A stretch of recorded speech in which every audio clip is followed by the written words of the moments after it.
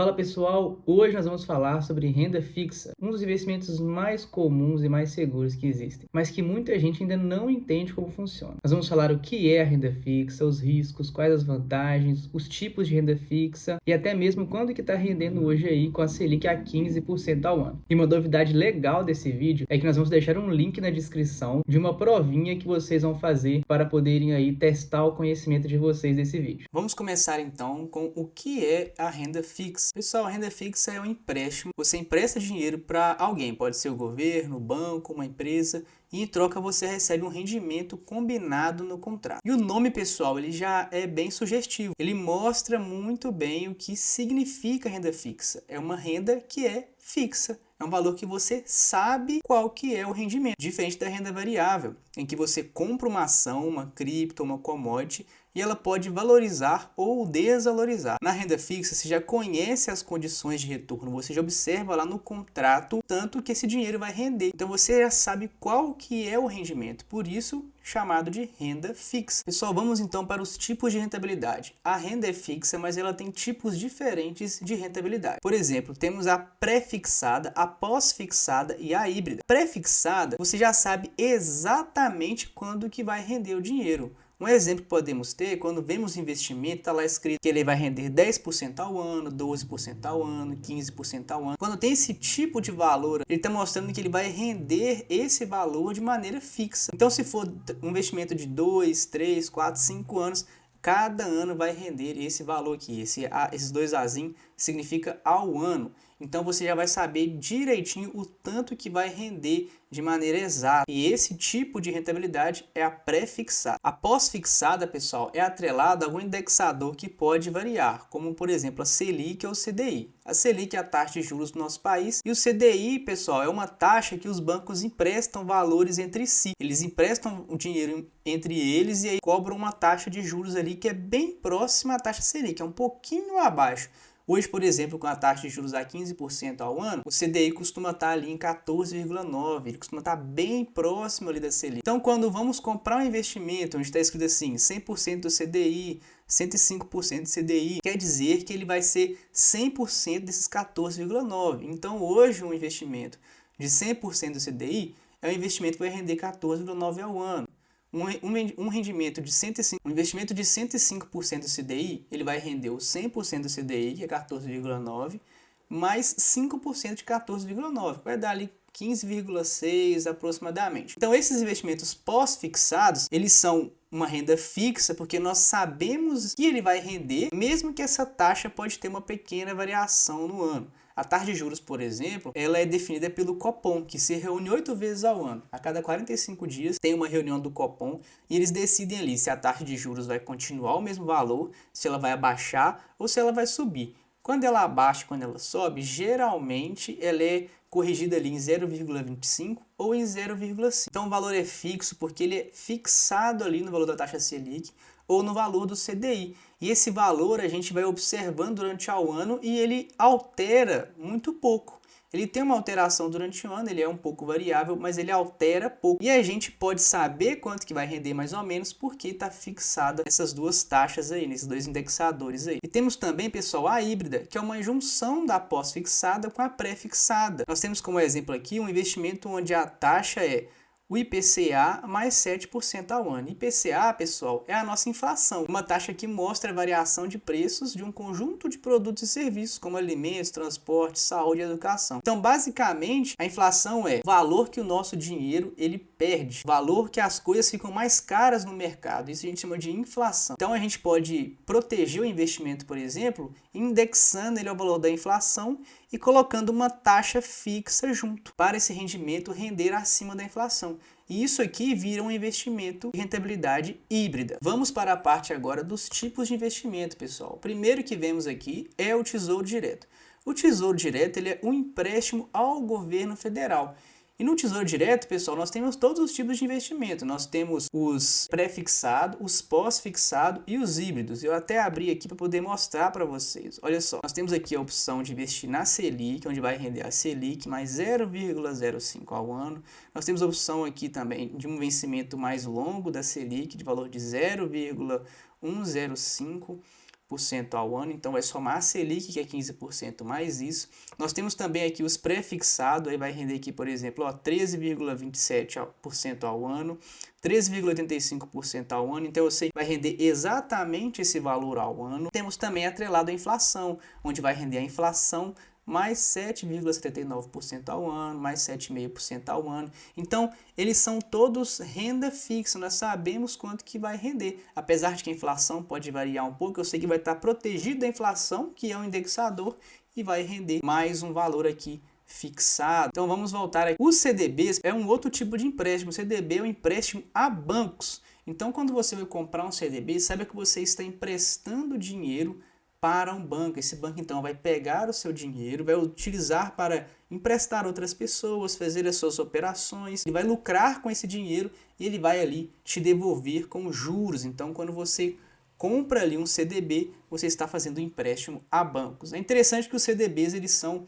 protegidos pelo FGC, nós vamos falar sobre isso na segurança e riscos. Próxima parte, pessoal, são os LCIs, os LCAs e os LCDs. Os LCIs, os LCAs e LCDs, eles são empréstimos o setor mobiliário, esse é o LCI, é uma letra de crédito imobiliária. Empréstimo para o agronegócio, que é o LCA, uma letra de crédito do agronegócio. É empréstimo para bancos de desenvolvimento, como o BNDES, por exemplo. Aí é um LCD, letra de crédito do desenvolvimento. E o interessante desses empréstimos, pessoal, é que eles são isentos de imposto de renda. Todos eles são para setores que são trazidos como muito importantes para a nossa realidade de hoje, que é o setor imobiliário, o agronegócio e o desenvolvimento. Então, eles tiraram o imposto de renda desses investimentos.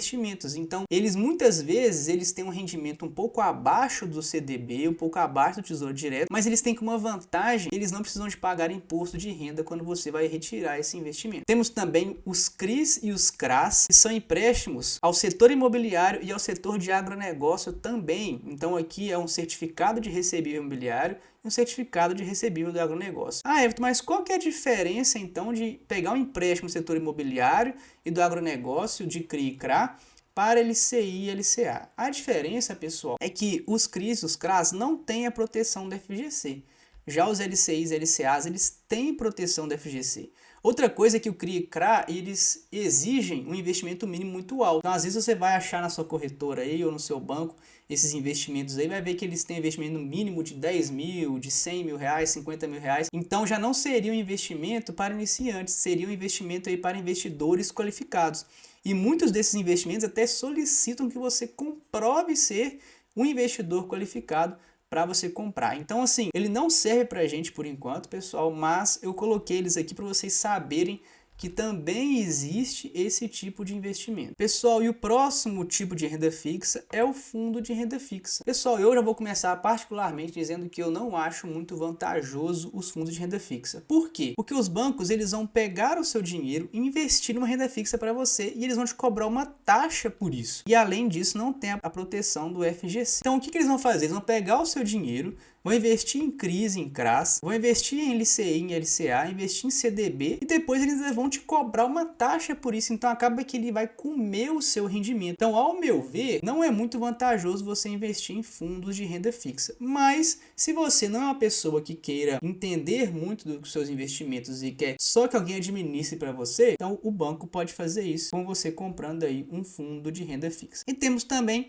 as debêntures, que é um empréstimo a empresas. Vamos supor que a Vale ela precisa de um dinheiro para começar uma mineração no novo local e ela não tem esse dinheiro em caixa. Então ela vai lá e emite uma debênture. Porque se ela emprestar dinheiro para nós vamos cobrar uns juros a mercado, uns juros mais baratos. Se ela pegar dinheiro emprestado com o banco vai cobrar um juros maior da Vale.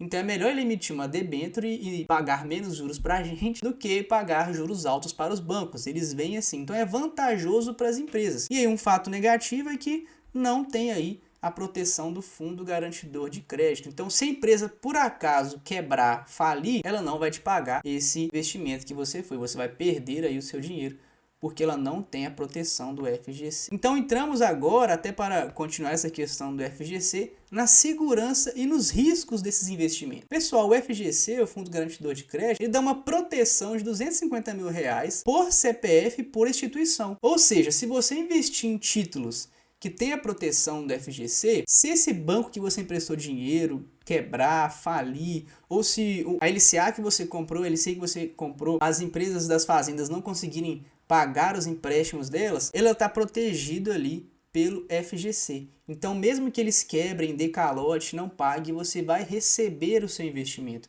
Então, é muito interessante você observar se onde você está investindo tem a proteção do FGC. E caso não tenha a proteção do FGC, observar o risco de crédito, que é observar se a empresa pode quebrar ou não. Geralmente, pessoal, empresas muito grandes, igual você tem o exemplo da Vale, ela é uma empresa mais segura. A gente não vê que a Vale vai quebrar, por exemplo. Mas às vezes, se você investir numa empresa menor que não tem o FGC, aí o risco já fica um risco muito grande. Porque essa empresa pode falir, essa empresa pode quebrar. Em situações do agronegócio, por exemplo, pode ter um ano de uma seca muito grande, pode ter um ano onde vem vendavais e destroem fazendas. Nós tivemos aí um problema recentemente no Rio Grande do Sul, onde as inundações acabou com muitas plantações.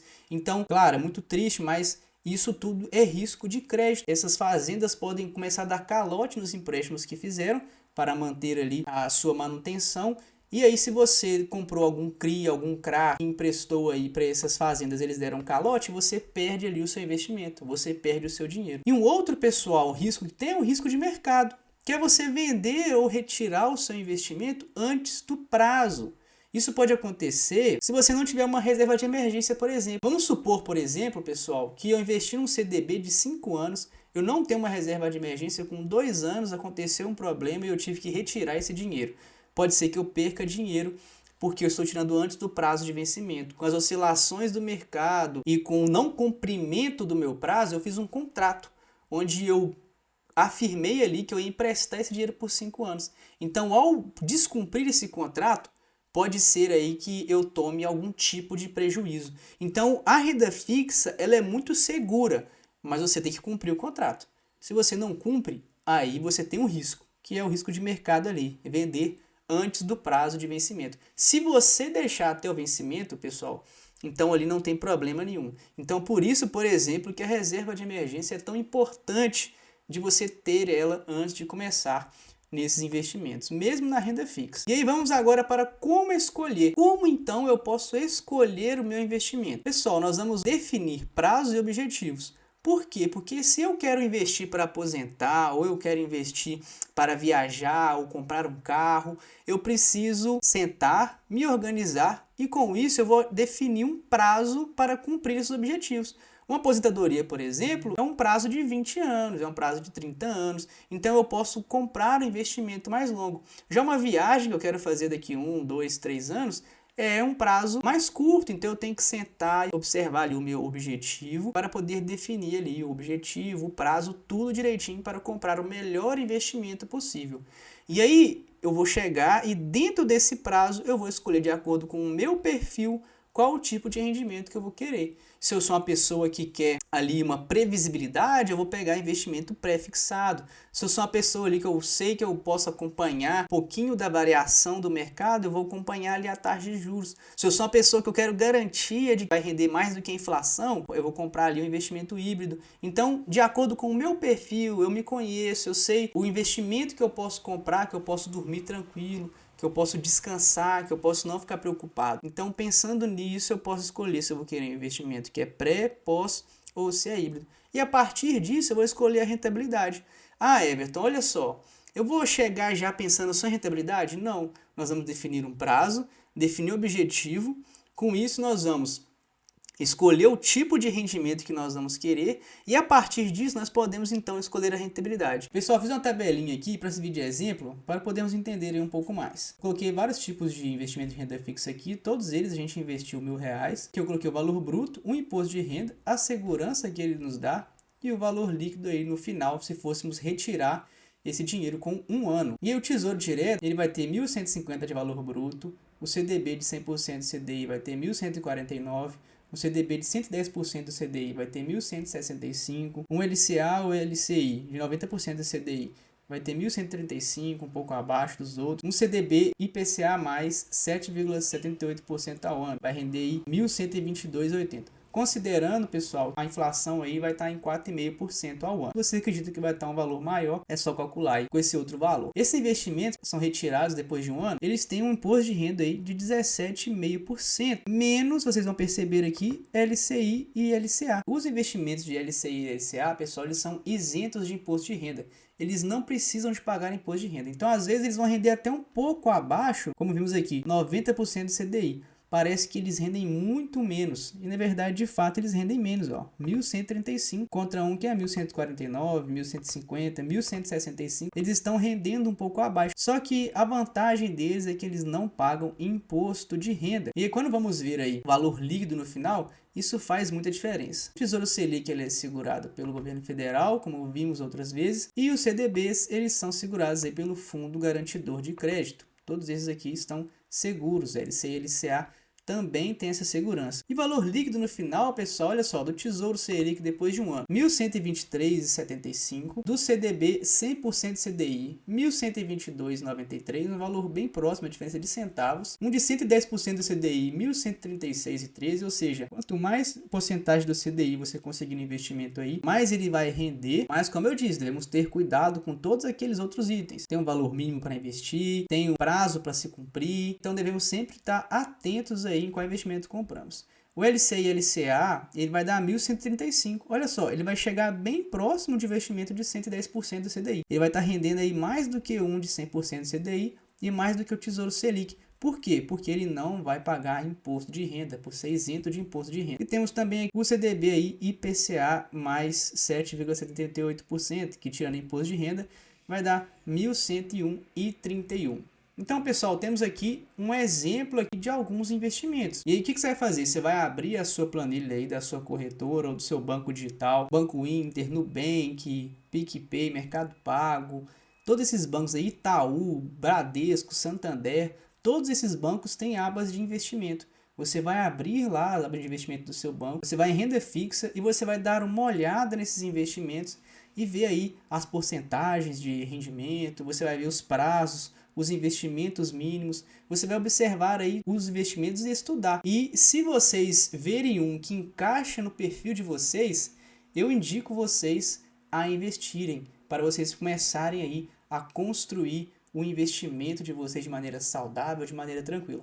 Mas lembre-se, pessoal, não se esqueçam da reserva de emergência de vocês, que falamos nos vídeos anteriores, hein? Então, pessoal, por causa das suas características, a renda fixa costuma ser a base da carteira de qualquer investidor. Ela é segura, tem previsibilidade e pode render muito bem, principalmente agora com a Selic em 15% ao ano. E pessoal, nunca se esqueça, sempre alinhe o título ao seu objetivo e ao prazo que você tem para deixar o seu dinheiro aplicado. E não esquece de fazer a nossa provinha que eu deixei na descrição aqui do vídeo para fixar o conteúdo de hoje.